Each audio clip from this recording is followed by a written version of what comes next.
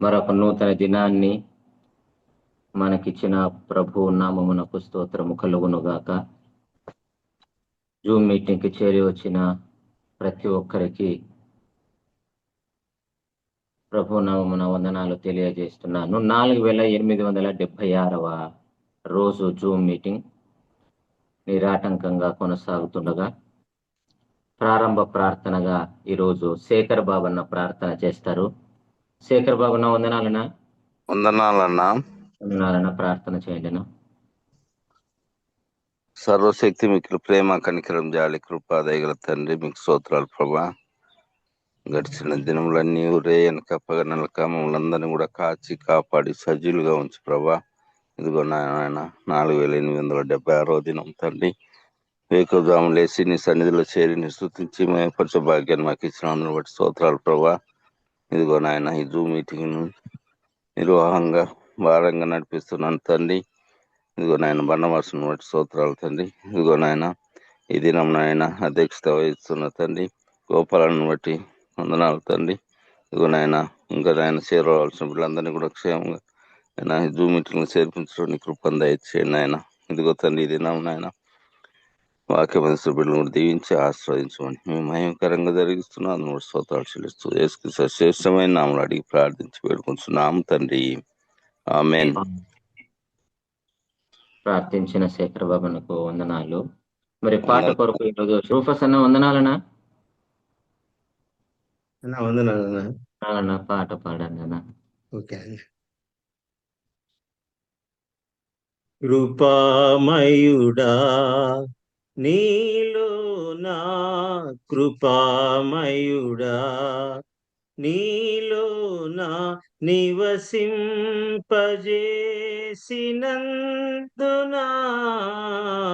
ఇదిగో నా స్తుతుల సింహాసనం నీలో నివసింపజేసినందునా ఇదిగో నా స్తుతుల సింహాసనం కృపామయుడా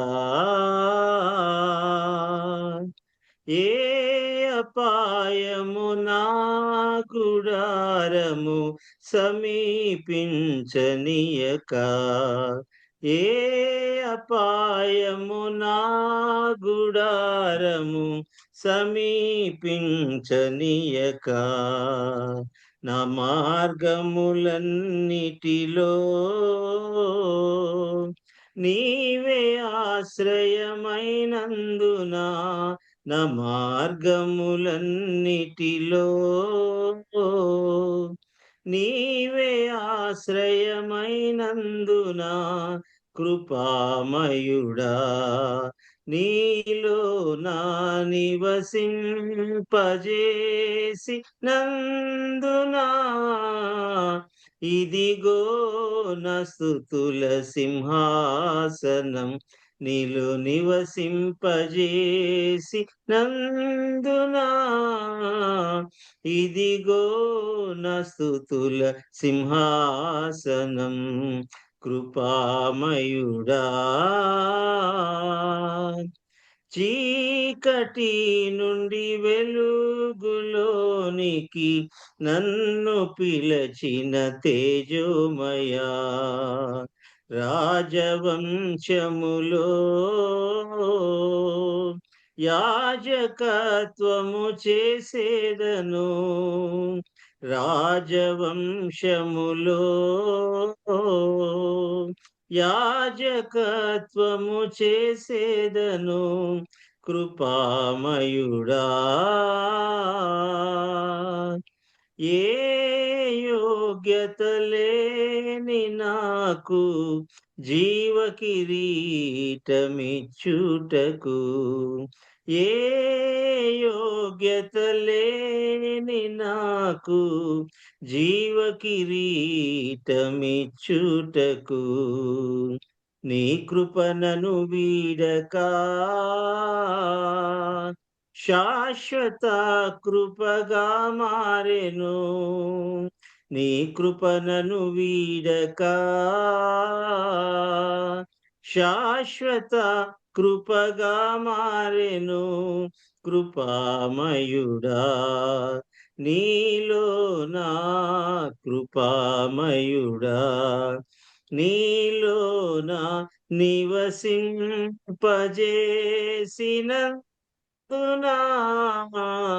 ఇదిగో నా స్తుతుల సింహాసనం, నీలో నివసింపజేసినందునా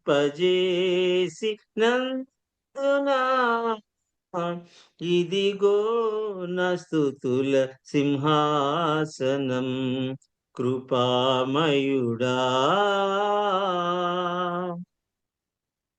వందనాలు. నా చక్కటి పాట పాడి వినిపించిన రూపస్ అన్నకు ప్రత్యేకమైన వందనాలు. ఈ సమయంలో వాక్యం కోసం ఎలీషా బాబన్న ప్రార్థన చేయండినా. వందనాలనా ఎలీషా బాబన్న? వందనాలనా. వందనాలన్న, ప్రార్థన చేయండినా వాక్యం కొరకు. కరుణామయుడా, కనికర పూర్ణుడా, జాలిగల దైవమా, రాత్రంతా మీ కృపను దయను కనికరం మాతో ఉంచి మే మాసం 8వ తేదీ పెందలకడే మీ పాద సంధికి నడిపించారు. మీ దాసుల ప్రయాస, ఆత్మల రక్షణ, ఆత్మీయ ఉద్యోగంకై ఈ పరిచయను మీరు కొనసాగింపు చేస్తున్నారు. గోపాలను నడిపిస్తుండగా శేఖరబాబన్న ప్రార్థించగా రూపసన్న మీ నామాన్ని సంకీర్తన చేయగా మేము ఏకీభవించాం. మీ దాసులు నాగేంద్ర రాజన్ గారు తమిళనాడు నుంచి మాట్లాడుతుండగా తర్జుమా చేయడంలో నెహెమ్యాను కూడా మీరు బలపరచండి. మా అందరికీ అవసరమైన సందేశం మీ దాసును నోట ఉంచమని యేసు ప్రభు మహిమగల జీవమగల శక్తిగల పరిశుద్ధ నామమున ప్రార్థన చేసి మీ మాటలు వినబోతూ ఉన్నాము తండ్రి. ఆమేన్. వందనాలన్నా. ఎలీషా బాబు. మరి ఈ సమయంలో తమిళ్లో నాగేంద్రన్ రాజన్న వాక్యం అందిస్తుండగా నెహెమ్యా అన్న తెలుగులోకి ట్రాన్స్లేషన్ చేస్తారు. మనం వాక్యాన్ని శ్రద్ధగా విని మేలు పొందాం. అన్నా వందనాలన్నా ఇద్దరికి దైవ సేవ. వందనాలు. స్టార్ట్ చేయండి. ஆண்டவருக்கு மகிமை உண்டாவதாக. దేవునికి మహిమ కలుగును గాక. கொஞ்ச நாள் கழித்து மறுபடியும் உங்களோட சேர்ந்து தேவ சமூகத்துல நானும் வருவதற்கு இறைவன் அருள் புரிந்தார். அவருக்கு நான் துதிகளை செலுத்துகிறேன். కొన్ని రోజుల తర్వాత మరలా దేవుని సన్నిధిలో మీతో కలుసుకోవటానికి ప్రభు అనుమతించాడు. అందుకే దేవునికి నేను స్తోత్రాలు చెల్లిస్తుంటున్నాను. ஓகே பிரதர், நம்ம நேரடியா திருவசனத்துக்கு கடந்து போகலாம். సరే, దేవుని వాక్యంలోనికి వెళ్ళిపోదాము. இன்னைக்கு நம்ம படிக்க வேண்டிய பாடம் வந்து பிலிப்பு செசரியா என்று நான் வாசிக்கிறோம் அல்லவா? செசரியா பிலிப் அப்படின்னு சொல்லக்கூடிய அந்த பகுதிக்கு நம்ம கடந்து போவோம். పిలుపు కైసరియా అనే ఆ ప్రాంతంలోనికి మనం ఇప్పుడు దాటి వెళ్దాము. ఓకే, వాங்க நம்ம மத்தேயு புத்தகம் 16ஆம் அதிகாரம், మత్తయి సువార్త 16 13 மத்தேயு 16 வாக்கியம் 13 19 வரை நம்ம வாசிக்கலாமா? 13వ వచనం నుండి 19వ వచనం వరకు మనం చదువుకుందాం. మత్తయి సువార్త 16 అధ్యాయము 13వ వచనం నుండి 19వ వచనం వరకు. యేసు పిలుపుదైన కైసరయ ప్రాంతములకు వచ్చి మనుష్య కుమారుడు ఎవరని జనులు చెప్పుకొనుచున్నారని తన శిష్యులను అడగగా, వారు కొందరు బాప్తిస్మిచ్చి యోహోననియు, కొందరు ఏలియా అనియు, కొందరు ఇర్మియా అనియు, లేక ప్రవక్తల్లో ఒకడని చెప్పుకొనుచున్నారని. అందుకు ఆయన, మీరైతే నేను ఎవరినని చెప్పుకొనుచున్నారని వారిని అడిగాను. అందుకు సీమోను పేతురు, నీవు సజీవుడకు దేవుని కుమారుడైన క్రీస్తు అని చెప్పాను. అందుకు యేసు, సీమోను బర్యోనా, నీవు ధన్యుడవు, పరలోకమందున్న నా తండ్రి ఈ సంగతి నీకు బయలుపరచనే గాని నరులు నీకు బయలుపరచలేదు. మరియు నీవు పేతురువు, ఈ బండ మీద నా సంఘం కట్టుదును, పాతాళలోక ద్వారములు దాని ఎదుట నిలవనేరవని నేను నీతో చెప్తున్నాను. పరలోక రాజ్యం యొక్క తాళపు చెవులు నీకు ఇచ్చేదను. నీవు భూలోకమందు దేన్ని బంధించుదువో అది పరలోకమందు బంధింపబడును, భూలోకమందు దేవిని ఇప్పుదో అది పరలోకమందు విప్పబడని అతనితో చెప్పాను. கர்த்தருக்கு மகிமை உண்டாவதாக. దేవునికి మహిమ కలుగును గాక. பிரியமானவர்களே, இன்றைக்கு நம்ம அந்த வாசித்த திருவாக்கியங்களை கொஞ்சம் கவனமாக இந்த காலையிலே நம்ம கவனித்தோம் என்றால் పల ఉన్మేகளை நாம் ఇదిలిருந்து தெரிந்து கொள்ள முடியும். వీలారా చదవబడిన లేఖన భాగము జాగ్రత్తగా మనం గమనించినట్లయితే అందులో అనేకమైన సత్యాలు మనం నేర్చుకోగలము. ஆமா, இப்போ உங்களுடைய சிந்தனைக்கு ஆரம்பத்திலேயே சிந்திக்கிறதுக்காக ஒரு விஷயத்தை நான் சொல்லுகிறேன்.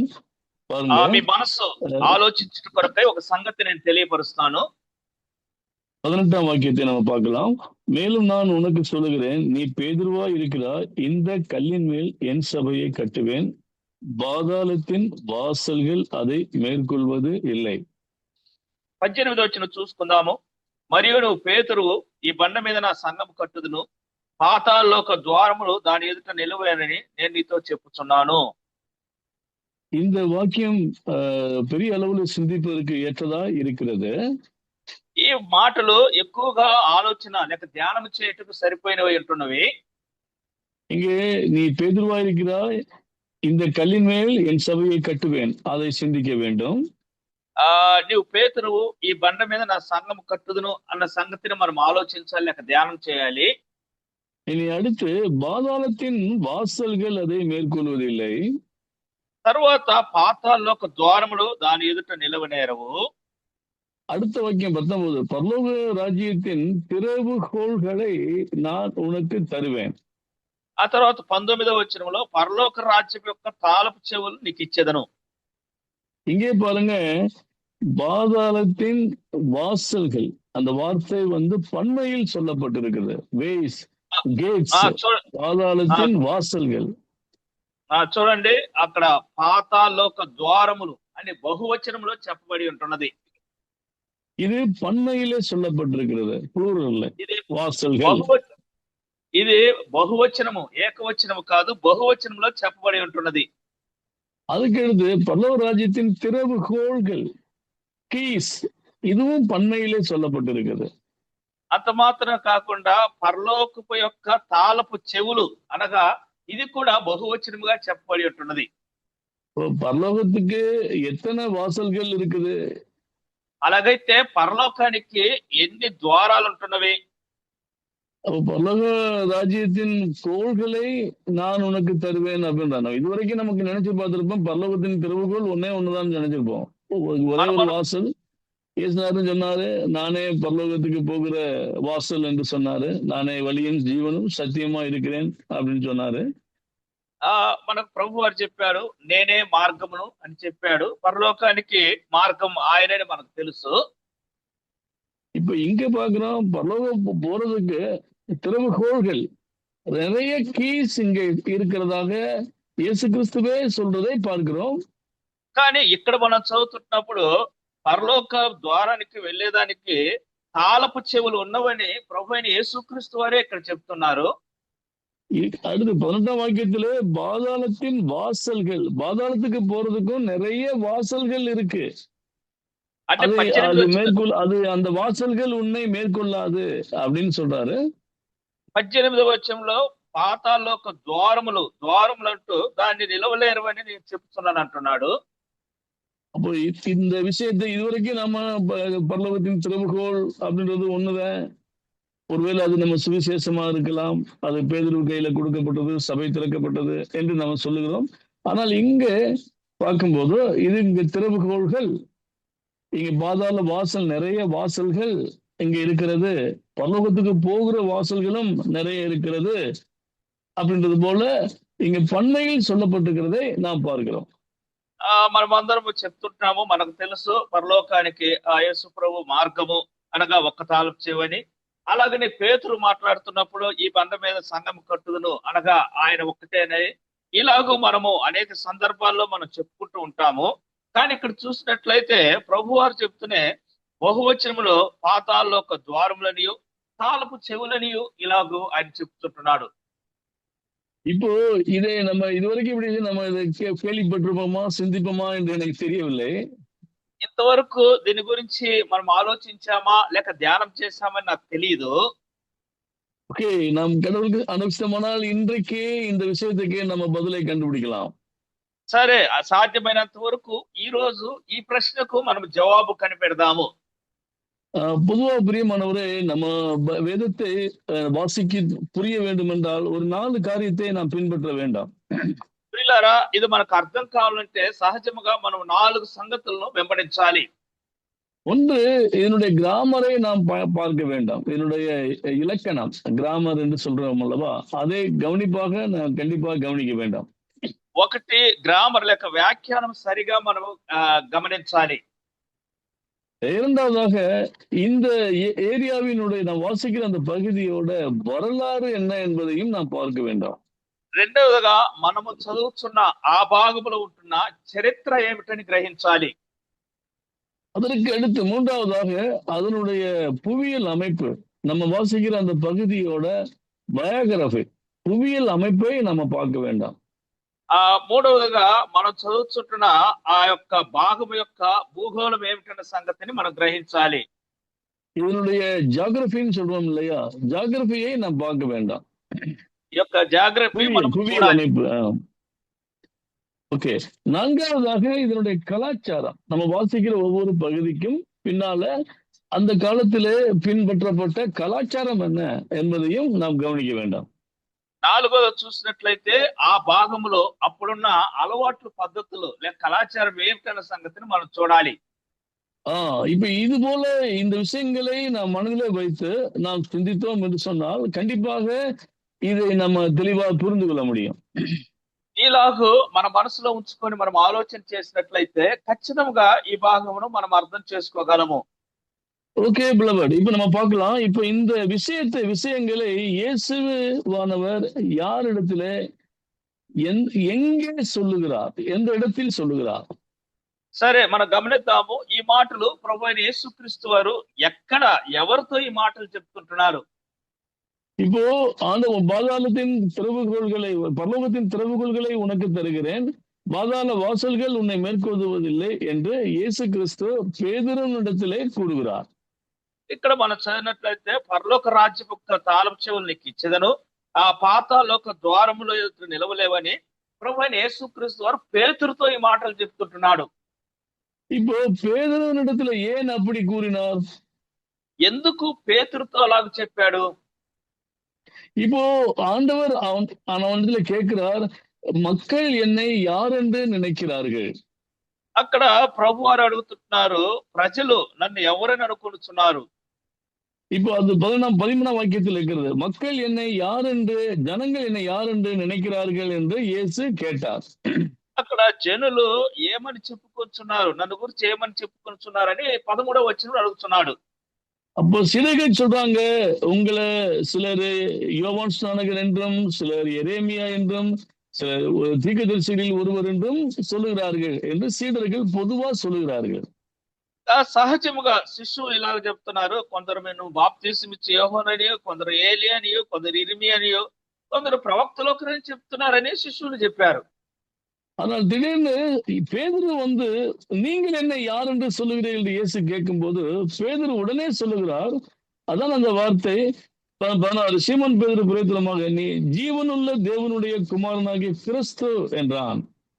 కానీ అక్కడ పేతురు వైపు చూసి పేతురుని అడిగినప్పుడు వెంటనే పేతురు జవాబు చెప్తున్నాడు, నీవు సజీవుడకు దేవుని కుమారుడైన క్రీస్తు అని.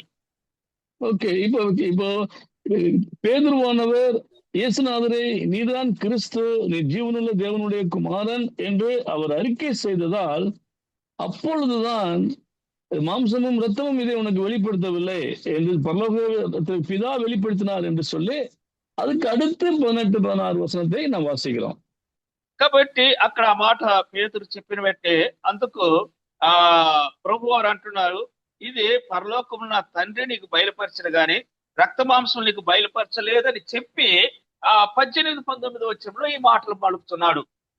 ஓகே. இப்போ இங்கே பேதுருவினிடத்திலே ஆண்டவர் சொன்னதான அந்த வார்த்தை என்னன்னு கேட்டால், இது பரலோக ராஜ்யம் இதை உனக்கு வெளிப்படுத்தி இருக்கிறது, நான் கிறிஸ்து என்பதை தேவன் உனக்கு வெளிப்படுத்தி இருக்கிறார் என்று சொல்லுகிறார்.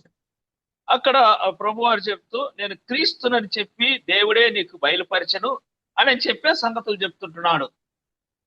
இப்ப அந்த வார்த்தை ஜீவனுள்ள தேவனுடைய குமாரனாகிய கிறிஸ்து. அந்த வார்த்தை ஜீவனுள்ள அப்படின்ற வார்த்தை முக்கியமானது.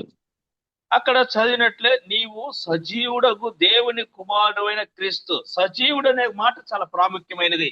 S, okay. இந்த விஷயம் எல்லாம் எங்கே நடக்கிறது? இந்த சம்பாஷணைகள் எந்த இடத்தில் நடக்கிறது? సరే, ఈ సంభాషణ, ఈ సంగతులన్నీ కూడా ఎక్కడ జరుగుతున్నవి, ఎక్కడ మాట్లాడుకుంటున్నారు?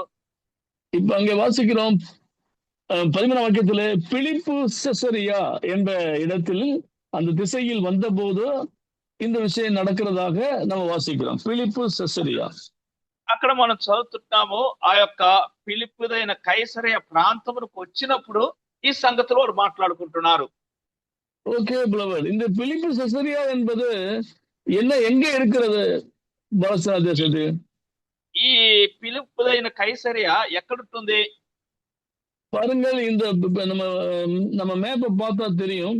ஆக்சுவலி பாலஸ்தீன தேசத்தினுடைய அந்த தெற்கு பகுதியில் கலிலேயாவுக்கு மேலே இருக்கிற ஒரு ஏரியா தான் இந்த செசரியா பிலிப்பு என்பதாகும். అక్కడ పాలస్తీనా దేశంలో ఆ యొక్క పైభాగంలో, ఉత్తర పైభాగంలో ఉంటున్న ఒక స్థలమే ఈ యొక్క కైసరియా లేక పిలిపుదైన కైసరియా.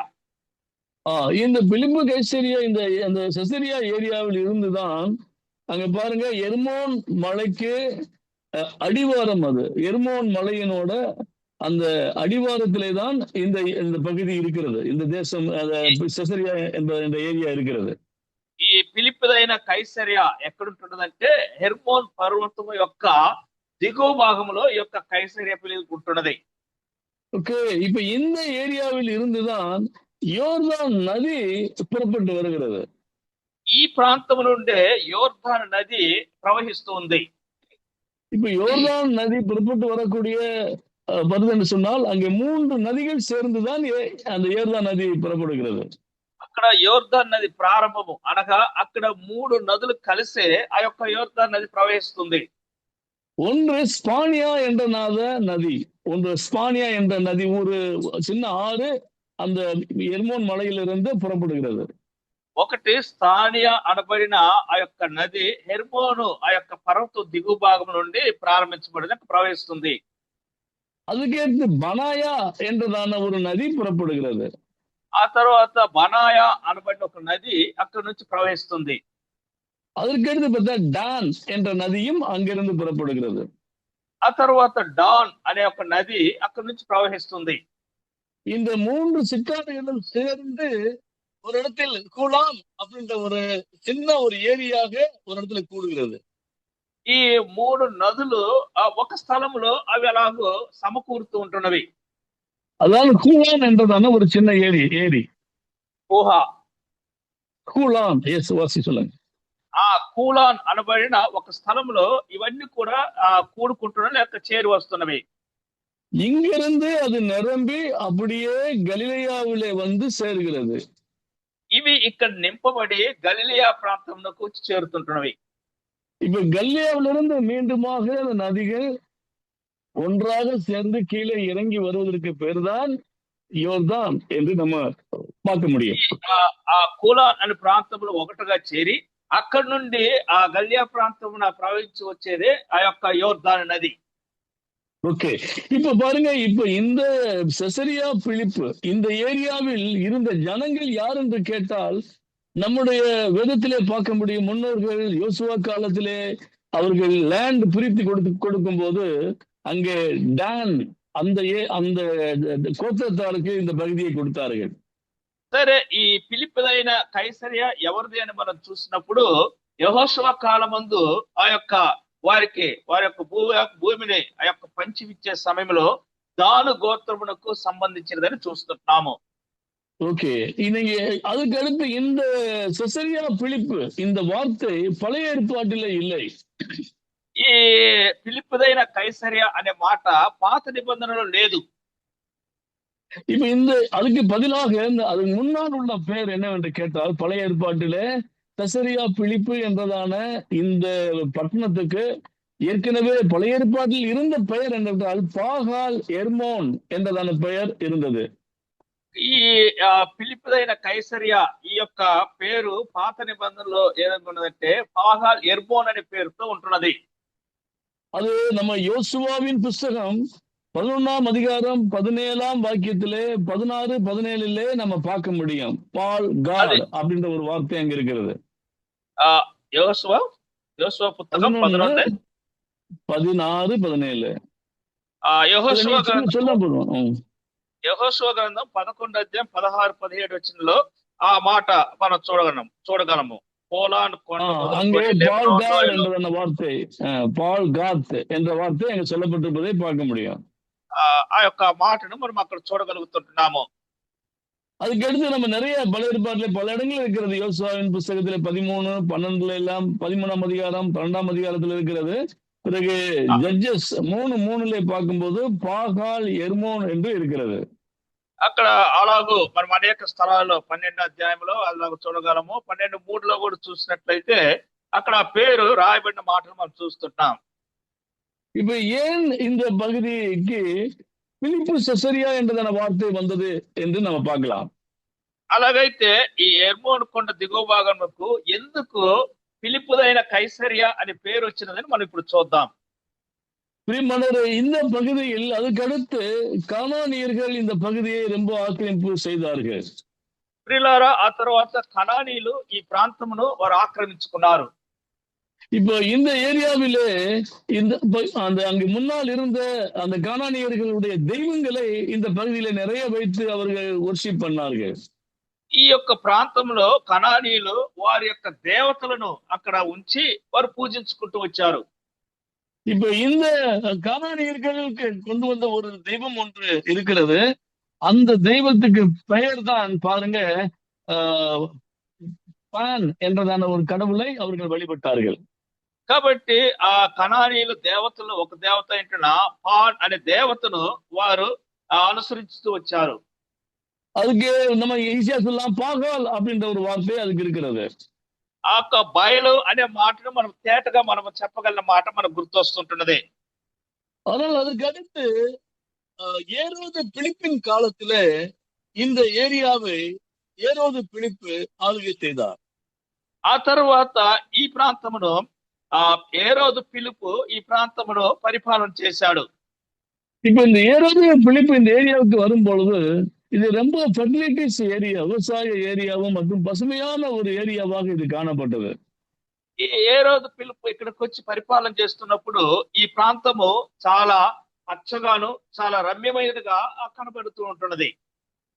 இந்த இடத்துல பானியா அப்படின்றதான ஒரு பெரிய கண்மலை இந்த இந்த இந்த இடத்துல இருக்கிறது. అక్కడ పానియా అనబడిన పెద్ద కొండ ఆ ప్రాంతంలో ఉన్నది. இப்போ அந்த கண்மலையில் இருக்கிற ஒரு முகப்பு பகுதியிலே ஒரு குகை, பெரிய குகை இருக்கிறது, உள்ளுக்குள்ள இருக்கிறது. ఆ కొండ ప్రాంతం పక్కన దిగువలో పెద్ద ఒక గుహ, లోనికి వెళ్ళి ఒక గుహ ఒకటి ఉన్నది.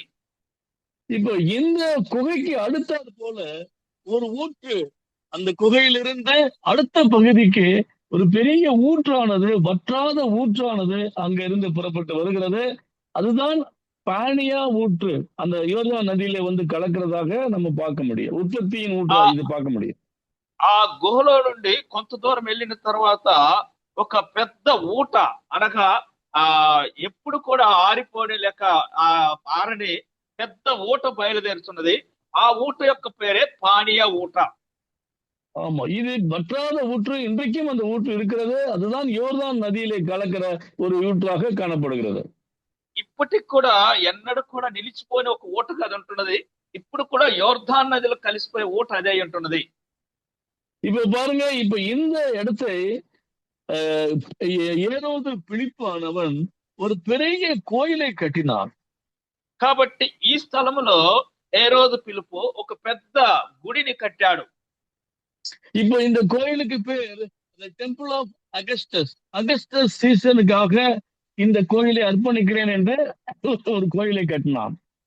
ఆ యొక్క దేవాలయం లేక గోపు గుడిని కట్టి దాన్ని అగస్టిన్ సీజర్, అగస్టిన్ కైసర్కు అర్పణ చేస్తున్నారని చెప్పి వారికి అర్పణగా ఇచ్చాడు. இப்போ அந்த கோயிலுக்கு அடுத்தாற் போல இருக்கிற அந்த குகை முகப்பையும் இவன் அலங்கரித்தான். కాబట్టి ఆ యొక్క ఆ దేవాలయం పక్కన ఉంటున్న ఆ గుహను చాలా అలంకరించాడు. இப்போ அந்த குகைக்குள்ளேதான் ஆடுகளையும் மாடுகளையும் அவர்கள் வெட்டி அந்த குகைக்குள்ளே எரிந்து விடுவார்கள். కాబట్టి ఆ గుహ లోపలనే ఆ యొక్క బలులు అర్పించుట కొరకు మేకలను గొర్రెలను ఆ యొక్క గుహలో అర్పించి వాటిని కాల్చి వేస్తారు. இப்போ இந்த இடத்துல இருக்கிற அந்த அந்த குகையில அங்க அந்த டெம்பிள் வந்து பான் பான் அந்த டெம்பிளுக்கு பேர் வந்து பான் என்று சொல்லுவார்கள். இப்ப அந்த ఆ பான் கடவுளுக்கு பன்றிகளையும் செலுத்துவார்கள். కాబట్టి ఆ పాన్ అనబడిన ఆ యొక్క గుడి కట్టబడింది. అక్కడ ఆ పాన్ అనే దేవతకు వారు బలులు కూడా అర్పిస్తూ ఉంటారు. இந்த பான் கடவுளை வைத்துதான் பானியா என்றதான பெயர் ஏற்கனவே பிலிப்பு செசரியாவுக்கு இருந்தது. కాబట్టి ఈ పాన్ అనే పేరుని పెట్టే ఆ పిలిపుదైన కైసరకు పానియార్ పేరు వచ్చి ఉంటున్నది. இப்போ இந்த பான் கடவுளுக்கு அவர்கள் செலுத்துவது பன்றிகளை செலுத்துவார்கள் பலியாக. కాబట్టి ఈ పాన్ అనే ఈ దేవతకు వారు బలిగా పందులను వారు బలిగా అర్పించేవారు. இப்போ அதுக்கு பக்கத்துல இருக்கிற குகைக்குள்ளே இந்த பன்றிகளையும் ஆடுகளையும் மாடுகளையும் வெட்டி அவர்கள் அந்த குகைக்குள்ளே தான் போட்டு வைப்பார்கள். కాబట్టి ఆ యొక్క పందులను మేకలను గొర్రెలను బలి అర్పించి ఆ గుహలోనే వాటిని వేస్తారు. இதுக்கு அடுத்தாற் போல அதனாலேதான் இந்த கடவுளுக்கு பாதாளத்தின் தேவன் என்ற பெயர் இந்த பான் கார்டுக்கு வந்தது, கடவுளுக்கு வந்தது. కాబట్టి ఈ పాన్ అనే దేవతకి ఆ పాతాళలోకపు దేవత అనే పేరు అక్కడ వచ్చి ఉంటున్నది. ஏன்னா அந்த பாதாள அங்க இருக்கிறது, குகை இருக்கிறது, அது பக்கத்துல இந்த பான் கடவுளை வைத்து வழிபடுகிறார்கள். ஆகவே அது பாதாள கடவுள் என்ற பெயர் அதற்கு சூட்டப்பட்டது. కాబట్టి అక్కడ ఆ యొక్క కొండ దిగువన గోపురం కట్టారు, లేక దేవాలయం కట్టారు. దాని ప్రక్కన ఒక గుహ ఉంటున్నది. ఆ గుహలో ఈ యొక్క బలు అర్పిస్తున్నారు కాబట్టి ఆ యొక్క పాతాళపు యొక్క దేవతని వారు అక్కడ పేరు పెట్టుకున్నారు. ஆமா, அதுக்கு அடுத்தாற் போல அந்த குகைக்கு பக்கத்துல இன்னும் ஒரு ஒரு ஒரு ஒரு கிரவுண்டை, ஒரு பெரிய கிரவுண்டை அவன் செதுக்கி வைத்தான். ఆ గుహ ప్రక్కన మరొక పెద్ద మైదానము, విశాలమైన ఒక ప్రాంతమును వారు సిద్ధపరచుకున్నారు. அந்த மைதானத்திலே ஒரு சிலை இருக்கு, இயற்கை தேவன் நிம்போஸ், இயற்கை தேவன் வசிக்கிற இடம் என்று அந்த கிரவுண்டை செதுக்கி வைத்தான். ఆ యొక్క మైదానమును, ఆ ప్రాంతమును శుభ్రం చేసి నింబోస్ అనే ఒక దేవతను అక్కడ వారు నిలబెట్టుకున్నారు.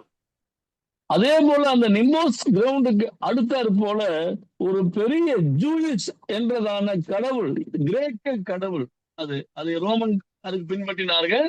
அந்த ரோமன் கடவுளை பிரம்மாண்டமான ஒரு சிலையோடு கூட அடுத்து அவன் வைத்தான். ఆ తరువాత దాని పక్కనే జూలియస్ అన్న రోమీలు ఇప్పుడు అనుసరిస్తుంటారు రోమన్ క్యాథలిక్ వారు. ఆ యొక్క ప్రతిమను కూడా అక్కడ వారు పెట్టారు. இது என்னன்னு கேட்டால் மின்னல்கள், மலைகள், பெரும் காற்றுக்கு இதுதான் கடவுள் என்று சொல்லி அந்த ஜூயிஷ் கடவுளை அந்த இடத்துல பெரிய சிலைக்கு வடித்து வைத்தான். పెద్ద ప్రతిమను, జూలియస్ అనే పెద్ద ప్రతిమను అక్కడ నిలబెట్టారు.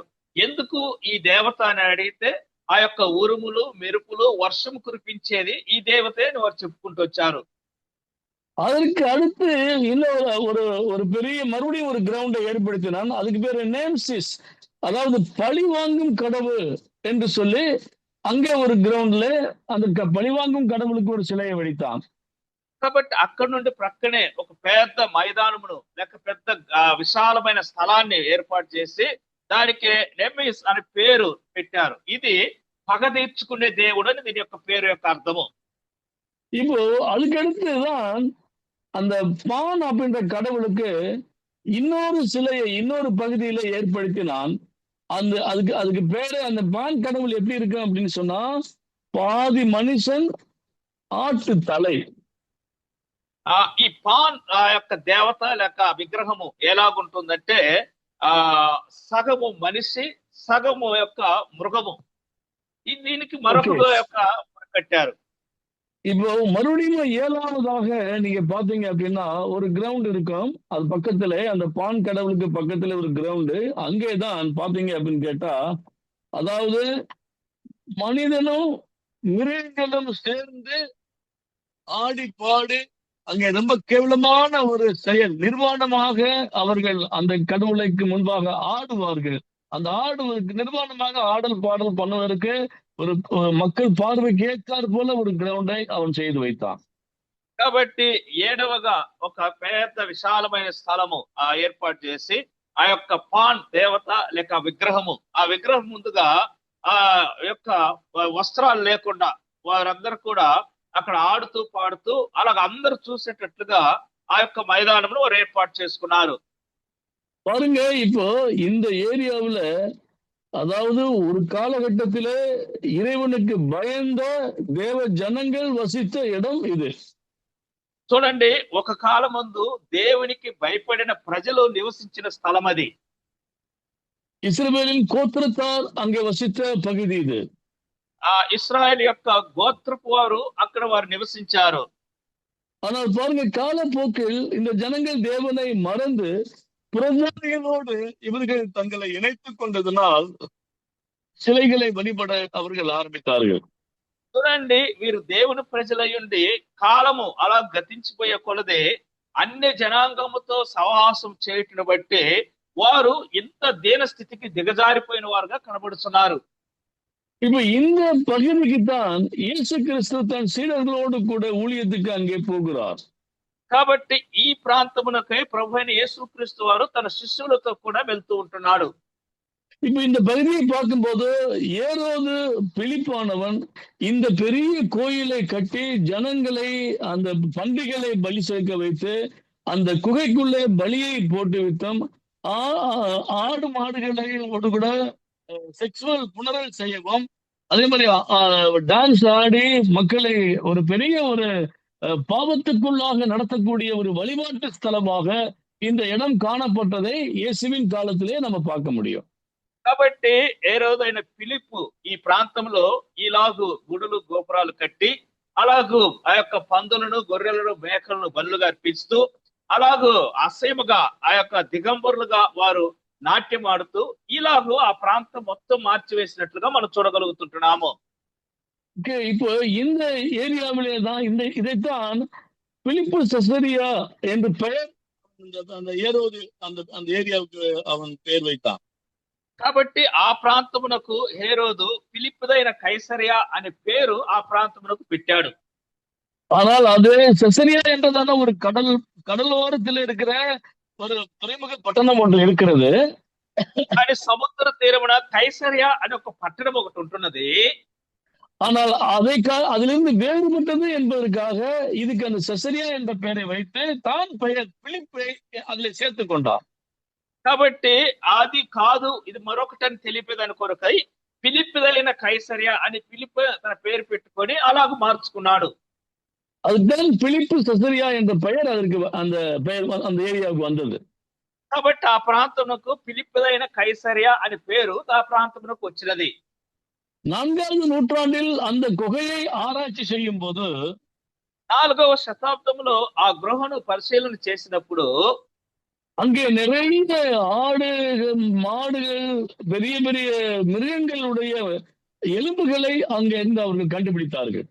ఆ పరిశోధనలో అక్కడ పెద్ద పెద్ద ఆ యొక్క మేకలు గొర్రెలు వాటి యొక్క ఆవులు ఎద్దులు వాటి యొక్క ఎముకలను కనిపెట్టారు. ஓகே, இந்த பகுதிக்கு இயேசு கிறிஸ்து ஊழியத்தை செய்யும் போதுதான் இந்த சம்பாஷணை இங்க நடக்கிறதே நான் பார்க்க முடியும். కాబట్టి ఈ ప్రాంతమునకు యేసు ప్రభు వారు సేవ నిమిత్తం వెలుచున్నప్పుడే ఈ సంభాషణ ఇక్కడ జరుగుతూ ఉంటున్నది. இப்ப பாருங்க, அங்க பெரிய ஒரு கண்மலை இருக்கிறது. அந்த கண்மலையில் பெரிய குகை இருக்கிறது. அதுக்கு பேரு பாதாளத்தின் வாசல் என்று பெயர். చూడండి, అక్కడ ఒక పెద్ద కొండ ఉంటున్నది. ఆ కొండ పక్కన ఒక గుహ ఉంటున్నది. ఆ గుహకే పేరు పెట్టబడి ఉంటున్నది పాతాళ లోక ద్వారములు. இப்ப அந்த பாதாள வாசலுக்கு முன்னதாக ஒரு பெரிய சிலை பான் என்றதான கடவுளோட ஒரு சிலை அங்கே இருக்கிறது. அந்த பான் கடவுள் பாதாள கடவுள் என்று பெயர். కాబట్టి ఆ యొక్క గుహ ప్రక్కన ఒక పెద్ద ప్రతిమను పెట్టారు. ఆ ప్రతిమకు పేరే పాతాళలోకపు యొక్క ఆ యొక్క పాన్ అనే ఒక దేవత. இப்போ இந்த கண்மலையினுடைய பக்கத்திலே தான் ஒரு பெரிய வற்றாத ஊற்றானது புறப்பட்டு அங்க யோர்தான் பூலால் ஏரியாவிலே போய் அது கலக்கிறது. కాబట్టి ఇక్కడ నుండే ఒక ఊట నీటి ఊట బయలుదేరి వెళ్ళి కూలాన్ అన్న దగ్గర అది కలిసిపోతూ ఉంటది. அப்போ இந்த ஜனங்கள் நினைக்கிறார்கள் இந்த பான் கடவுள் அந்த ஜூயிஸ் இயற்கை மழை காற்று இடி மின்னலோட தலைவனாகிய இந்த ஜூயிஸ் கடவுள் தான் நமக்கு இந்த செழிப்பான ஒரு ஏரியாவை கொடுக்கிறார் என்று நம்பினார்கள். కాబట్టి అక్కడున్న ప్రజలు ఇలాగ నమ్మకం కలిగి ఉన్నారు.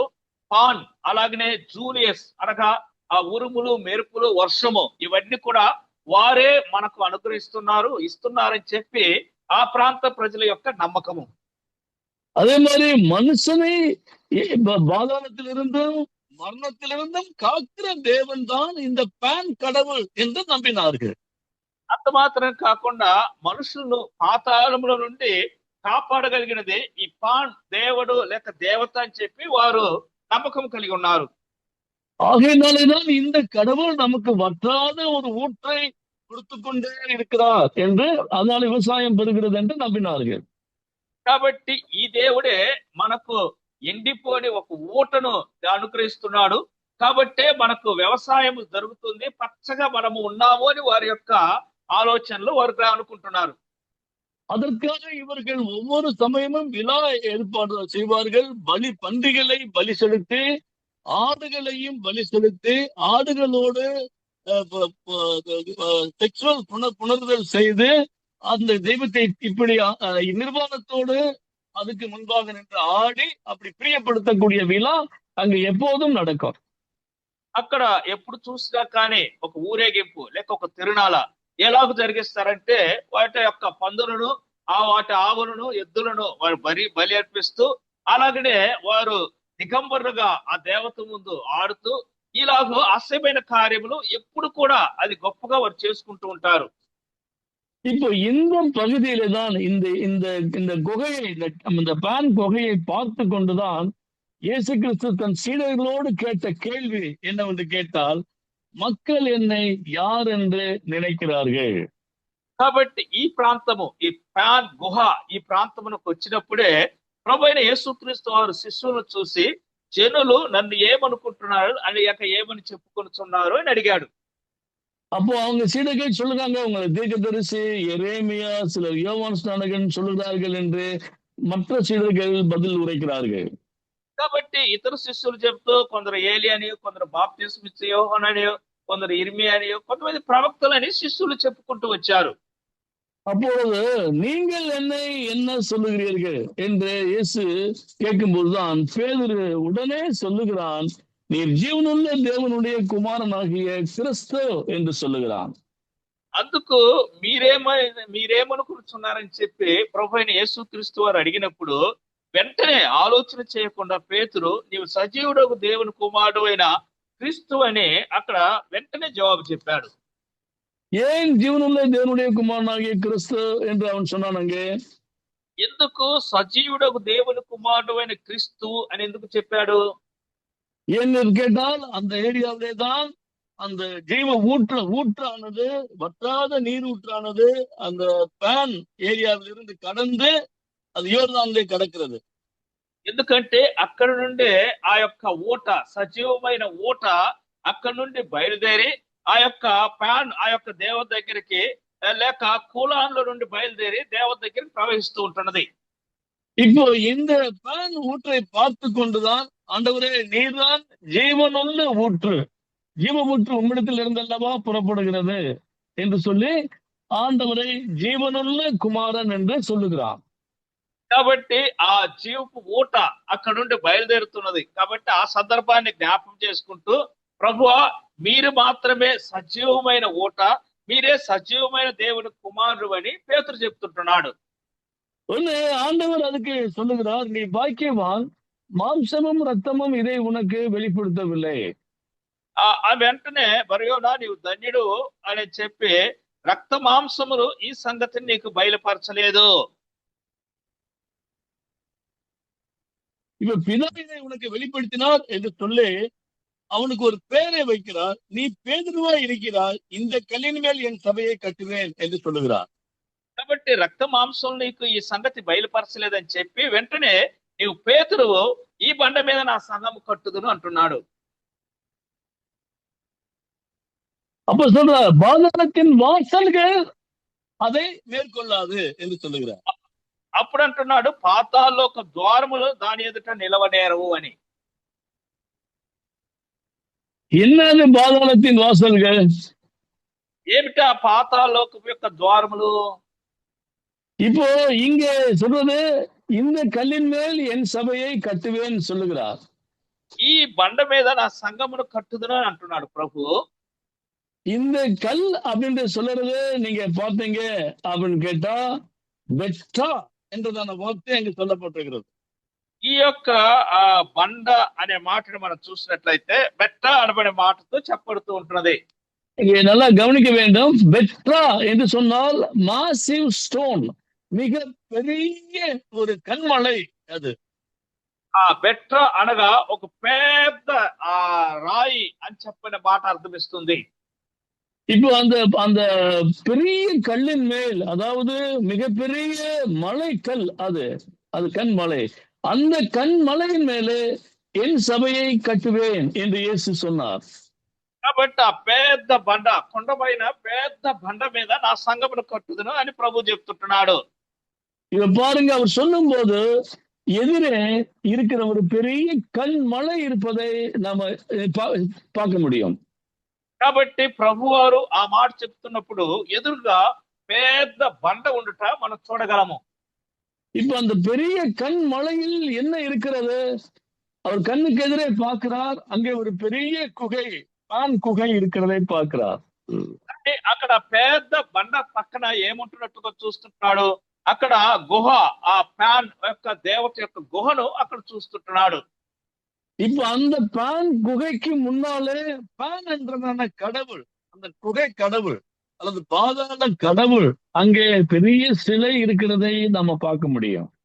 అక్కడ పాన్ అనబడిన ఆ యొక్క దేవత ఆ గుహ దగ్గర ఆ ప్రతిమను ఆ కొండ మీద అది నిలబెట్టినట్లుగా మనం చూడగలుగుతుంటున్నాము.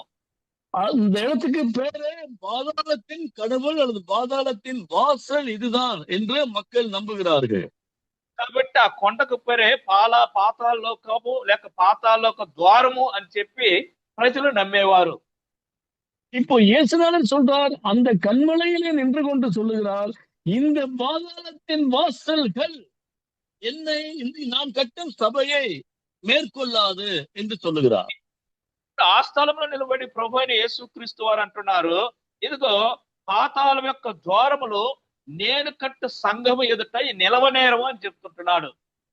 సో இப்போ நம்ம சிந்திக்க வேண்டிய விஷயம், அந்த வாசல்கள் என்று சொல்லுவது என்னது? அங்கே இருக்கிற நம்ம ஏற்கனவே நாம் சிந்தித்த அந்த ஏழாவது கட்டினதான அந்த டெம்பிள். சொல்லுங்க. అక్కడ మనం ఆలోచన చేసినట్లయితే హేరోదు కట్టబడిన ఆ యొక్క గుడి లేక గోపురం, இன்னொரு வாசல் என்ன? அங்க இருக்கிறதான பாதாள குகை.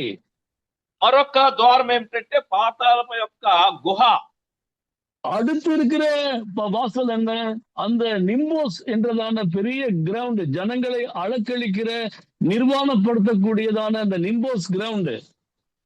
ఆ తర్వాత ఉంటున్న ఆ యొక్క ప్రాంతం ఏమిటి అనగా నింబోస్ అనగా ప్రజలను ఆ యొక్క దిగంబరులుగా చేసి చూపిస్తున్న ఆ యొక్క ప్రదేశము. அதுக்கு அடுத்து இருக்கிறதான பாதாள வாசல் என்னது? அந்த டெம்பிள் ஆஃப் ஜூயிஸ் அப்படின்னு சொல்லக்கூடிய மிகப்பெரிய அந்த பன்றிகளை பலி செலுத்த வழிபடக்கூடிய அந்த பாதாளத்தின் வாசலான அந்த ஜூயிஸ் கடவுள். అక్కడ మరొక యొక్క గోపురాన్ని, గుడిని మనం చూసినట్టయితే జూలియస్ పందులను బలేర్పిస్తూ అక్కడ పూజ చేస్తున్న ఆ యొక్క గుడి. அடுத்த வாசல் என்ன? நேம்சிஸ் அப்படின்னு சொல்லக்கூடிய அந்த பழிவாங்கும் கடவுள்.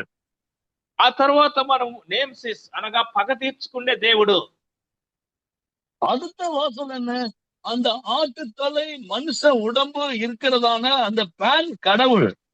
ఆ తర్వాత మనం చూసాము 7వదిగా చివరగా ఆ యొక్క మనిషి సగము, ఆ యొక్క గొర్రె యొక్క తల సగముగా ఉంటున్న పాన్ అనబడిన దేవత విగ్రహము. அடுத்து என்னது? இவர்கள் அந்த நிர்வாணத்தோடு அந்த கடவுளுக்கு முன்னாடி ஆடி பாடி கொண்டாடி தன்னை கிழித்து கொண்டு ரொம்ப கேவலமான நிலையிலே செக்சுவல் ரிலேஷன்ஷிப்ல పబ్లిక్ గా இருக்கக்கூடியதான அந்த பாதாள வாசல். ఆ తర్వాత ఉంటున్నది వారు దిగంబరులుగా ఆడుతూ పాడుతూ అసహ్యమైన కార్యములు చేసుకుంటూ ఇలాగ ఉంటున్న ఆ యొక్క ఆ గుహ యొక్క ద్వారము. இப்படியெல்லாம் இந்த ஜனங்கள் இப்படி செய்தால் அந்த ஊற்று போல வாழ்க்கை அடையலாம் என்று, மகிழ்ச்சி அடையலாம் என்று ஜனங்கள் இப்படி பின்பற்றி கொண்டு இருக்கும் போது இயேசுநாதர் சொன்ன வார்த்தை தான், நான் கிறிஸ்துவானால், கிறிஸ்துவின் அறிக்கை செய்ததால் பாதாள వాసలుகள் இதை మేల్కొల్లాదు என்று சொன்னார். కాబట్టి ఇలాగు ఇన్ని స్థలాలు, ఇన్ని దేవాలయాలు, గోపురాలు కట్టుకొని వారు ఆడుతూ పాడుతూ ఇలాగ చేస్తూ ఉంటున్న ఆ సందర్భంలో పేతురుని చూసి అంటున్నాడు, పాతాళ ద్వారములు నా ఎదుట నిలవనేరవు అని. நான் கட்டுகிற சபையை இந்த விக்கிரகங்கள், இந்த வழிமுறைகள், இந்த சிஸ்டம் இந்த சபையை, என்னுடைய சபையை மேற்கொள்ள முடியாது என்று ஆண்டவர் திட்டவட்டமாக அந்த இடத்துல பிரசங்கம் செய்கிறதை பார்க்கிறோம். కాబట్టి ప్రభువారు అక్కడ నేను కట్టే సంఘం ఎదుట వీరు చేస్తున్న ఈ అసహ్య కార్యములు, ఈ పూజలు, ఈ పునస్కారాలు, ఇవన్నీ కూడా, ఈ సిస్టమ్ ఏది కూడా నిలవ నేరదు అని చెప్పి ఖచ్చితంగా అక్కడ ప్రభువారు చెప్తుంటున్నాడు. இப்ப பேதுருக்கு ஒரு பெரிய ஒரு உறுதியை தருகிறார், நீ பேதுருவா இருக்கிறாய் என்று சொல்லுகிறார். కాబట్టి ఇక్కడ పేతురుకు ఒక మాట, నువ్వు పేతురువై ఉంటున్నావు. పేతురు బెట్రాస్ என்று பெயர், బెట్రాస్. ఆ పేతురు అనగా బెట్రాస్ అని పేరు పెట్టబడి ఉంటున్నది. ஒரு சின்ன துண்டு கல் என்று பெயர், ఒక చిన్న రాయి అని దాని యొక్క అర్థము. அதற்கு முன்னால் அவன் பெயர் சைமன் என்று, சிமியோன் என்ற பெயர், சீமோன் என்ற பெயர் அவனுக்கு இருக்கிறது. అంతకు ముందుగా ఆ యొక్క సీమోన్ అనే పేరు అతనికి ఉంటున్నది. சீமோன் என்று சொன்னால் சறுக்கி விழுக்கக்கூடியவன், சரள மண்ணு என்ற அர்த்தமாகும். ఆ సీమోన్ అంటగా జారి పడివాడు, ఆ యొక్క బురద మట్టి అని పేరు. அவன் பேருக்கு ஏற்றமான அடிக்கடி அவன் சறுக்கி விழக்கூடியவன் தான். ఆ పేరుకు తగినట్లుగా అనేక సార్లు జారి పడిపోతుంటున్నాడు. இப்ப ஆண்டவர் அவனை சரி பண்ணி ஒரு சின்ன துண்டு கல்லாக, சொல்லிட்டால் ஒரு ஸ்டோனாக மாற்றுகிறார். ఇప్పుడు దేవుడు పేతురును స్థిరపరిచి ఒక చిన్న రాయిగా, బండగా మారుస్తుంటున్నాడు. அவன் சொல்ல, நீ ஒரு சின்ன துண்டு கல்லா இருக்கிறார், நான் பெரிய மாசிவ் கண்மலையா இருக்கிறேன் என்று ஆண்டவர் சொல்லுகிறார். కాబట్టి నీ ఒక చిన్న రాయిగా ఉంటున్నావు, నేను ఒక పెద్ద బండనై ఉంటున్నానని ప్రభువారు చెప్తుంటున్నాడు. இப்ப நான் இந்த கண்மலையிலே என் சபையை கட்டுக்குவேன், அதை பாதாளத்தின் வாசல்கள் மேற்கொள்ளாது என்று சொல்லுகிறார். కాబట్టి ఆ బండ మీద నా సంఘం కట్టుదును, పాతాళంలో ఒక ద్వారములు దాని ఎదుట నిలవనేరవని చెప్తుంటున్నాడు. பாதாள வாசல்கள் என்று சொன்னால் என்ன? அதாவது மரண வாசல். పాతాళం యొక్క ద్వారం అంటే ఏమిటి? మరణ ద్వారము. இப்ப இயேசு கிறிஸ்து இதைத்தான் ஜெயித்தார். அவர் மரித்து 3ஆம் நாள் உயிர்த்தெழுந்தார். தட் மீன்ஸ் பாதாளத்தை அவர் வென்றார். కాబట్టి యేసు ప్రభు వారు దాన్ని జయించాడు, అనగా ఆయన మరణించి సమాధి చేయబడి 3వ దినం లేచి ఆ యొక్క మరణమును ఆయన జయించాడు.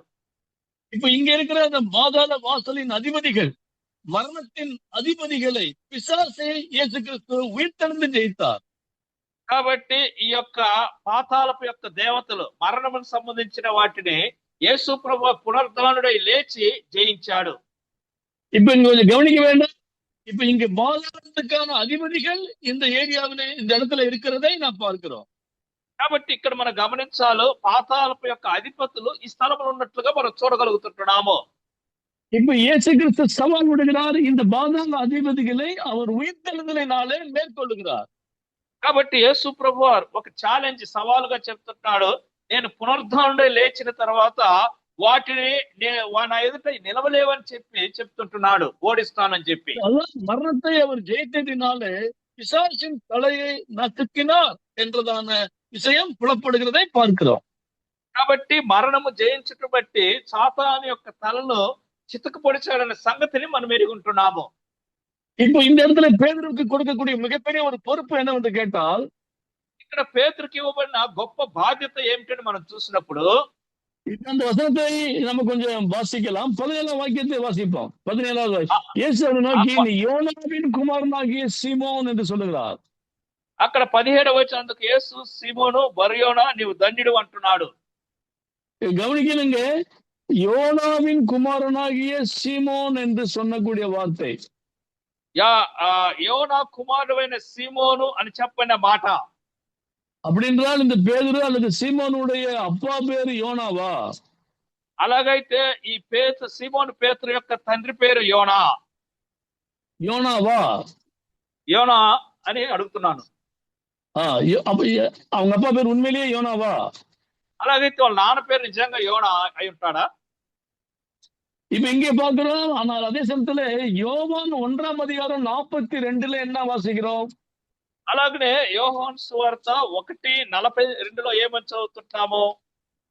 அங்கே நாம் வாசிக்கும் போது 42 பின்பு இயேசுவினிடத்தில் கூட்டிக் கொண்டு வந்தான். இயேசு அவனை பார்த்து, நீ யோனாவின் மகனாகிய சீமோன் என்று கேபா எனப்படுவாய் என்று பேதுருவுக்கு சொன்னார் என்று வாசிக்கிறோம். 42 యేసునకు తోడుకొని వచ్చును మెస్సియాను మాటకు అభిషక్తుని అర్థము. యేసు అతను చూసి, నీవు యోహాను కుమారుడు అయిన సీమోనువు, నీవు కేఫా అనబడదు అని చెప్పాను. இந்த ரெண்டு வார்த்தைக்கும் என்ன வித்தியாசம்? மத்தேயு 16:40 இங்க சொல்லப்பட்டிருக்கிற 16:17க்கும் யோவான் 1ஆம் அதிகாரம் 1:42க்கும் என்ன வித்தியாசம் இருக்கிறது? అలాగైతే ముందుగా మనం చదివిన మత్తయి సువార్త 16:17 యోహాను సువార్త 1:42 ఏంటి తేడా? இங்கே பார்க்க பிரியமானது யோவான் 1:42 தான் உண்மையான தகப்பன். அங்க யோனா அப்படின்னு சொல்லக்கூடிய வார்த்தை, அந்த பேதுருக்கு உண்மையான தகப்பன் யோனா. ఇక్కడ మనం యోహాను సువార్త 1:42 మనం చదువుతున్న మాటల్లో పేతురు యొక్క నిజమైన తండ్రి పేరు యోహాను అని చూస్తున్నాము. இப்போ இங்கே அந்த ஆங்கிலத்தில் நீங்க பாருங்க, சன் ஆஃப் ஜோனா அப்படின்னு எழுதியிருக்கோம். మన తెలుగులో కూడా యోహాను కుమారుడు అయిన సీమోను అని రాయబడి ఉంటున్నది. ఓకే, అదే మత్తయి 16:17 బార్ జోనా என்று ఆంగ్లத்தில் எழுதியிருக்கோம். కానీ ఇక్కడ మనకు 17 అనగా మత్తయి సువార్త 16:17 సీమోన్ బర్ యోనా అని రాయబడి ఉంటున్నది. బార్ బార్ போட்டுப்பாங்க ஆங்கிலத்துல. తెలుగులో బర్ అని రాయబడి ఉంటున్నది. எஸ், அந்த பார் என்ற வார்த்தைக்கு என்ன? தத்தெடுத்தல் என்று பெயர். బర్ అనే మాటకు దత్తుకు తీసుకుంటా అని అర్థమైంటున్నది. உடன்படிக்கையின் மகன் என்று பெயர். నిబంధన కుమారుడు అని దాని యొక్క పేరు. அப்ப இங்கே ஆண்டவர் சொன்னது, நீ பார் ஜோனா என்று சொன்னால், யோனா என்றதான தீர்க்கதரிசி இந்த ஏரியாவில் இருந்து அந்த காலத்துல நினிவேக்கு ஊழியத்துக்கு ஆண்டவர் அனுப்பினார். కానీ ఇక్కడ బర్ యోనా అనబడిన ఈ ప్రాంతం నుండి నినివే పట్టణములకు యోనా సేవ కొరకై పంపించబడ్డాడు. இப்போ அந்த நாட்கள் இருந்த யோனா புறஜாதிகளுக்கு தேவனுடைய வார்த்தையை சொல்லும்படிக்கு அனுப்பப்பட்ட யோனாவை ஞாபகப்படுத்தி தான் ஆண்டவர் இந்த இடத்துல பார் ஜோனா, நீ பார் ஜோனா என்று சொல்லுகிறார். కాబట్టి ఈ ప్రాంతం నుండి యోనాను ఆ యొక్క నినివేకు సేవకు పంపించబడిన ఆ సంగతిని జ్ఞాపకం చేస్తూ ఇక్కడ బర్ యోనా అని జ్ఞాపకం చేస్తుంటున్నాడు. அந்த யோனா செய்த ஊழியத்தினுடைய வாரிசாக இப்ப இருக்கிற பேதுரு அனுப்பப்பட போகிறார். அதான் பார் ஜோனா என்று சொன்னார். అదిగో అప్పుడు వింటున్న యోనా యొక్క వారసుడుగా సేవ నిమిత్తమై నువ్వు పంపబడబోతున్నావు కాబట్టి నీకు బర్ యోనా అని చెప్పి అక్కడ పిలుస్తుంటున్నాడు. அன்றைக்கு யோனா பிரஜாதிகளுக்கு சுவிசேஷத்தை சொல்ல அனுப்பப்பட்டது போல் இன்றைக்கு சீமோனே நீர் பார் ஜோனாவா இருக்கிறாய், யோனாவினுடைய தீர்க்கதரிசனுடைய வாரிசாக நீ இருக்கிறாய் என்பதை ஞாபகப்படுத்தும்படிக்கு ஆண்டவர் நீ பார் ஜோனாவா இருக்கிறாய், அதான் யோனாவின் குமாரனாய் இருக்கிறாய், ஊழியத்தின் குமாரனாய் இருக்கிறாய் என்று சொல்லுகிறார். కాబట్టి అలనాడు ఆ యొక్క పాత నిబంధనలో ఇక్కడ ఈ ప్రాంతం నుండి నినివేకు యోనాను ఎలాగ పంపించానో అలాగూ బర్ యోనా నీవు కూడా అలాంటి ఒక సేవ చేయుటకు నేను పంపుచున్నాను దత్తపుత్రునిగా. இந்த ஜனங்கள் தங்களை சீர்கெட்டு புறஜாதிகளுக்கும் கேவலமான நிலையில் தேவ ஜனங்களும் கடந்து போய் விட்டார்கள். புறஜாதிகள் என்னுடைய கலாச்சாரம் தலைவரித்து ஆடிக்கொண்டிருக்கிறது. ஜனங்கள் பாதாளத்துக்கு கடந்து போய் கொண்டிருக்கிறார்கள். இப்ப சொல்றார், நான் என் சபையை கட்டுவேன், அதனுடைய திறவுகோள்களை, இந்த பாதாள கடவுளுடைய திறவுகோள்களை உடைக்கும்படி உனக்கு தருவேன் என்று வாக்கு கொடுக்கிறார். కాబట్టి అదిగో నా ప్రజలు ఆ యొక్క అన్ని జనాంగంతో కలిసి చెడిపోయి ఉంటున్నారు. వారు ఇలాగ అసహ్యమైన కార్యములు చేస్తుంటున్నారు. అలనాడు యోనాను ఎలాగూ నినివేకు పంపించానో ఈ ప్రజలను సరిచేయుట కొరకై వీరి కొరకు నిన్ను నేను పంపిస్తున్నాను యోనా అని చెప్పి పంపిస్తుంటున్నాడు. இப்போதான் சொல்றா நீ ஜீவனுள்ள தேவனுடைய குமாரன் என்று சொன்னான். అప్పుడు అంటున్నాడు నీవు జీవము కలిగిన దేవుని కుమారుడు. இப்போ தேவனுடைய குமாரனாய் கிறிஸ்து என்று சொன்னால் ராஜா என்று அர்த்தமாகும். దేవుని కుమారుడు అయిన క్రీస్తు అనగా నీవు ఒక రాజు అని అర్థము. தட் மீன்ஸ் ஜீவன் உள்ளோருக்கெல்லாம் கிங்காக இயேசு கிறிஸ்து இங்கே அறிக்கை செய்யப்படுகிறார். అక్కడ మనం చూసినట్లయితే ప్రభు అయిన యేసు క్రీస్తు జీవము కలిగిన వాటన్నిటికి రాజుగా పరిచయం చేయబడుతున్నాడు. இங்கே மரண மக்களுக்கு அதிபதிகளாக இங்க இருக்கிறதான இந்த பான் கடவுள் தென்படுகிறார். మరణానికి పాతాళానికి గుర్తుగా ఈ పాన్ దేవుడు ఇక్కడ వారికి కనపడుతూ ఉంటున్నాడు. இங்கே பாதாள கடவுள்களை பாதாள ராஜாக்களை மேற்கொண்டு ஜீவனுள்ள ராஜாவாகிய கிறிஸ்து நீதான் என்பதை இவன் அறிக்கை செய்தான். కాబట్టి పాతాళపు రాజులను జయించి జీవము కలిగిన రాజు నీవే అని చెప్పి పేతురు అక్కడ ప్రకటిస్తుంటున్నాడు. இதே போல அவனுடைய வருங்காலத்திலே மெய்யாகவே பிளவர் இயேசு கிறிஸ்து ஜீவனுடைய குமாரன் என்று சொல்லி அவனுடைய ஊழியத்திலே அவன் அதை சாதித்தான். కాబట్టి ఈ యొక్క పేతురు తన యొక్క సేవా పరిచర్లో చివరి కాలంలో ఆయనే జీవము కలిగిన దేవుడు అని చెప్పి ప్రకటించి సాధించిన వాడుగా ఉంటున్నాడు. இந்த கண்மலையாகிய கிறிஸ்து என்று சொல்லி இந்த பிலிப்பு செசரியா புறஜாதிகள் ஏரியாவிலேயே மிகப்பெரிய ஒரு சபை ஸ்தாபிக்கப்பட்டதாக அந்த காலத்திலே வரலாறு சொல்லுகிறது. కాబట్టి ఈ పిలిప్పుదైన కైసర ఈ ప్రాంతంలో యేసు ప్రభు యొక్క గొప్ప దేవాలయము అక్కడ బండ మీద కట్టబడినట్లుగా చరిత్ర మనకు తెలియపరచబడుతూ ఉంటున్నది. இந்த திறவுகோள்கள் என்று சொல்லும்போது இந்த நற்செய்தியே ఈ యొక్క తాళపు చెవులు అనేది దేవుని యొక్క సువార్త. இன்றைக்கு நிறைய பாதாளத்துக்கு போகக்கூடிய திறவுகோள்கள் இன்றைக்கு வாசல்கள் நிறைய இருக்கிறது. அதான் இன்னைக்கு இருக்கிற செக்குலரிசம், కేవలமான పల కళాచారంగా. కాబట్టి నేటి దినాన లోకములో అనేకమైన ఆ యొక్క తాళపు చెవులు ఉంటున్నవి. అవన్నీ కూడా మనం చూస్తుంటాము. భయంకరమైన అస్యకరమైన ఆ యొక్క పద్ధతులు, అలవాట్లు. இந்த உலகத்தில் இருக்கிற பாதாள வாசல்களை மேற்கொள்ள பிளவர் பேதுருவை போல நீங்களும் நானும் வருங்காலத்தை மேற்கொள்ளும்படிக்கு கடவுள் நமக்கு உதவி செய்யட்டும். పాతాళ ద్వారములు పేతురు ఎలాగూ జయించుకుంటూ వచ్చాడో అలాగూ రాబో కాలంలో నీవు నేను మనమందరం కూడా ఇలాంటివి ఎన్ని వచ్చినా వాటి ద్వారములు మనం జయించుకుంటూ వెళ్ళటకు ప్రభు వారు మనకు సహాయం చేయను గాక. நான் முடிக்கிறேன். இது போல பல விஷயங்கள் இந்த பகுதியில இருக்கிறது. பின்னால் அந்த காரியத்தை பார்க்கலாம். ప్రియులారా, నేను ఇక్కడ ముగిస్తుంటున్నాను. ఇంకా అనేకమైన సంగతులు ఉంటున్నవి. రాబో దినంలో ప్రభు వారు మనకు సహాయం చేయను గాక. ఓకే, కర్తరికి మహిమ ఉండాలి. Thank you brother. జేవికలా అందరికి వందనాలు. దేవునికి మహిమ కలుగును గాక. మంచిదండి. వాక్యం అందించిన నాగేంద్రన్ రాస అన్న గారికి, తెలుగులో అనువాదం చేసిన నిహమ్య అన్న గారికి ప్రత్యేకమైన వందనాలు. ఈ సమయంలో మరి ఫ్రాంక్లిన్ అన్న వందనాలన్నా, అనంతపూర్ ఫ్రాంక్లిన్.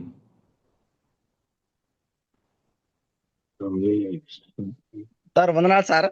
వందనాలన్నా. ప్రార్థన చేయండి అన్న. దయాళుని గొప్ప తండ్రి, పరిశుద్ధమైన మా ప్రభువ, వందనములు స్తోత్రములు చెల్లిస్తున్నాం. ఈ అరుణోదయమున నీ పాసనలో చేరే భాగ్యాన్ని మాకు అందరికి ఇచ్చారు. ఆయనకి స్తోత్రం చెల్లిస్తున్నాం. ప్రతిరోజు ఉదయం నీ మాటలు వినే భాగ్యాన్ని మాకు అందరికి అనుగ్రహించారు. అందుని బట్టి మీకే వందనము స్తోత్రములు చెల్లిస్తున్నాం. ఆయన ఉదయకాలం ప్రభు మీరు ఇచ్చిన మంచి మాటలను బట్టి వందనము స్తోత్రములు చెల్లిస్తున్నాం. పరలోకమైన వర్తమానాలు మాకు అందించారు. ఆ మాటలు మా హృదయంలో నింపుకొని వాక్యానుసారమైన జీవితాలు మేము అందరము జీవించడానికి మీ సహాయం దయచేయమని ప్రార్థన చేస్తూ మొరపెడుతున్నాం తండ్రి. సహాయం దయచేయండి నాయన. ఈ జూమ్ యాప్ లో ఎవరు బలహీనలు ఉన్నారో వారిని బలపరచమని ప్రార్థన చేస్తున్నాం. అలా జ్ఞాపకం చేసుకోండి అయినా. అలాగే అయినా ప్రభు కావాల్సిన శక్తిని, బలమును, ఆరోగ్యం దయచేయమని ప్రార్థన చేస్తాం. ప్రత్యేకంగా వ్యయ ప్రయాసాలతో కొనసాగిస్తున్నటువంటి జూమ్ యాప్ను కూడా కృపలో జ్ఞాపకం చేసుకోండి. బర్నబాస్ కృపలో జ్ఞాపకం చేసుకోండి. ఆయన ప్రేమించి ఇచ్చిన కుమారులు కూడా కృపలో జ్ఞాపకం చేసుకోమని ప్రార్థన చేస్తూ ఉన్నాము స్వామి. అన్ని విషయాలు మీ సహాయం దయచేయమని, ఈ ఉదయకాల దీవెనలతో మమ్మల్ని నింపమని, మమ్మల్ని తగ్గించుకుంటూ మీరు హెచ్చిస్తూ, మీ ప్రియ కుమారుడు, మా ప్రభువు, మా రక్షకుడు, మా విమోచకుడు యేసయ్య పరిశుద్ధ నామమున బ్రతిమలాడి అడిగి వేడుకొంచున్నాము తండ్రి. ఆమెన్. సార్ వందనాలు సార్. వందనాలు. మరి 4876 జూమ్ మీటింగ్ వేకువజామునే మరి దేవుని సన్నిధికి వచ్చి ఇలాగున సహకరించిన ప్రతి ఒక్కరికి పేరు పేరున వందనాలు తెలియజేస్తున్నాం. మా ప్రారంభ ప్రార్థన చేసిన శేఖర్ బాబన్నకు, పాట పాడిన రూఫస్ అన్నకు, అలాగే వాక్యం కొరకు ప్రార్థన చేసిన ఎలీషా బాబన్నకు, వాక్యం అందించిన నాగేంద్రన్ రాజు అన్నకు, నెహమ్యా అన్నకు, మరి చివరిగా ప్రార్థన చేసిన ఫ్రాంక్లిన్ అన్నకు ప్రత్యేకమైన వందనాలు తెలియజేస్తున్నాము. ఈ సమయాన్ని మనము బర్నబాస్ అన్నకు అప్పచెప్దాం. బర్నబాస్ అన్న వందనాలనా? వందనాలు.